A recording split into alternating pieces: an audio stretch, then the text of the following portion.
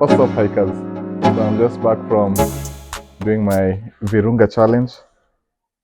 So for the Virunga challenge, I was doing 3 mountains in 3 days, and I'm here with Wang'oe Mtuhuru, aka Freeman. He did the Virunga challenge, all 3 mountains in just one day. And before now we start about all these challenges now, could you tell me like a brief background about yourself? Uh, my name is Wangoe. People call me Freeman, those who can speak Swahili. And basically, I'm in the field of renewable energy on a day-to-day, my day-to-day life. I work with financing green energy. And in my hobbies, I'm an ultra runner and trail runner, and sometimes I go up mountains. So yeah, I'm a fitness junkie as well. What was your inspiration to start running? My running actually started in officially in 2018, 2019 to supplement my gym work. I was more of a gym enthusiast from 2013. I got into fitness because I got overweight. I was almost 90 kilos, so I couldn't carry my weight, and I was a football player, which affected me. So nowadays, I'm into fitness for mind clarity and for good health, and also just to enjoy life. So now, like, I was doing the challenge. So the Virunga challenge is climbing Mount Sabyinyo, Gahinga, and Muhabura. Mm-hmm. Now, for me, it was doing in 3 days, Yeah. and you managed to do all this in one day. Like, how did this come to be? I've been to Virunga before, so when I saw the mountains, did it. I did them in 2 days. So I went to Muhabura first, and then the next day I did Sabyinyo and Mugahinga. And I did actually speak to the warden and told him I think these 3 mountains can be done in a day. And he said he doesn't think anyone can do it. So he dared me, and we shook hands on a challenge. So came back. I think that was 2 years ago. But then COVID happened and there was a break. So I came back this year and basically did the 3 mountains all on foot, even the connection between Muhabura and Sabyinyo in about 11 hours, 22 minutes. Yeah. So we have established it's possible. When I first heard about this challenge, I was like, I don't think it's possible because the terrain is very tricky. Yeah. Like, how is it like you runners, like, how do you just descend so fast in such tricky terrain? I think it's a bit of luck and experience. I say experience because you have to have trained for it, experienced it, worked out in the gym also, strengthening the ankles and the knees. I still maintained my gym regimes. And luck, because you need it probably to get the right shoes. So no rain, shoes have to be okay, and also depends on how you wake up in the day and how your energy is. So of course experience and training and preparation is 90%, luck is about 10%. So what's like training for you? How does someone become, because not many people can be at your caliber, so how does one get there? Consistency is key. I mean, I've been working out since 2013.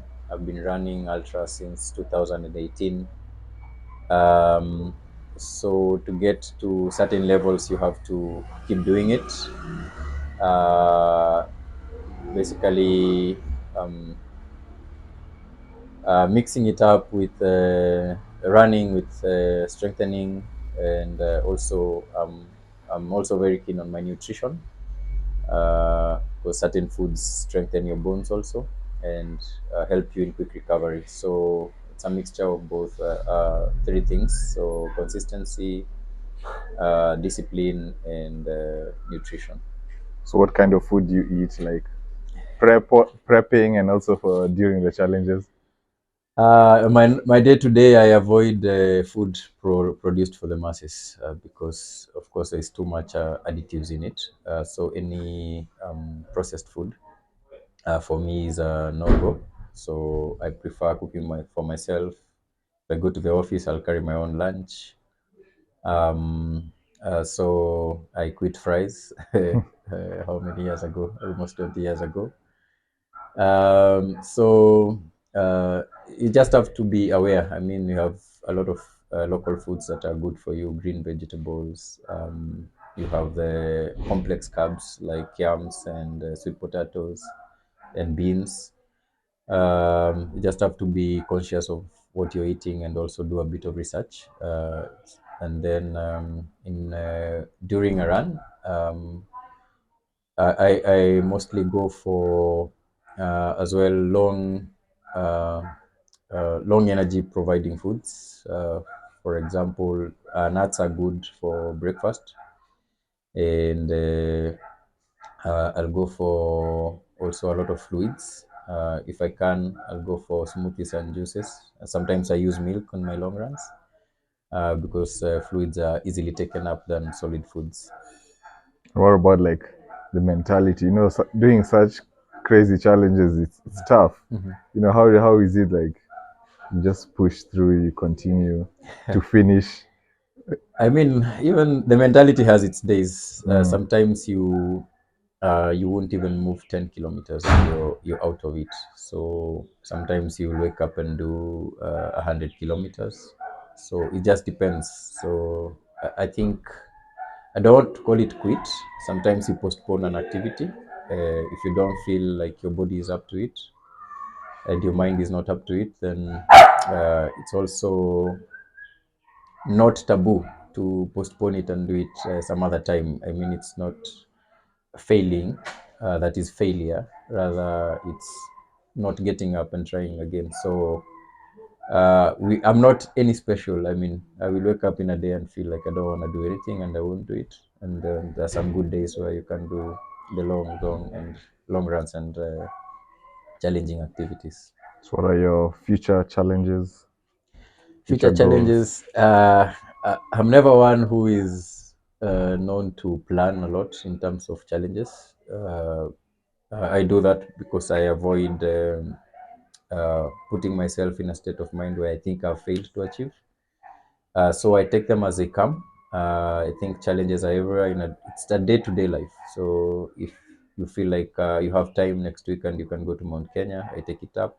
If some of my friends, the Limos, Moher, Victor's, in a Cheruiyot, if they come up with an activity and I have time, I take it up. So I really don't have a calendar, but I usually as well just follow the Ultra in Kenya calendar, which keeps us on our toes. If we really don't have our activities, then we have a club activity that happens every month. Parting shot.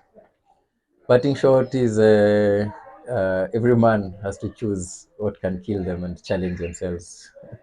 So I think every person needs to push their body to the limits.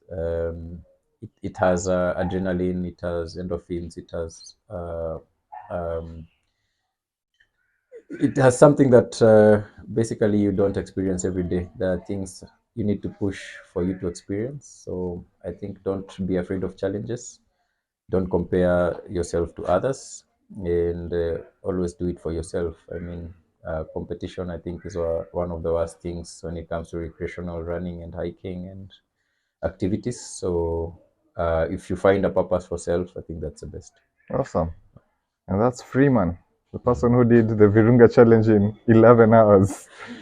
I don't think I'm going back again. Thanks. My part is done. Thanks. See you in the next one. Nice.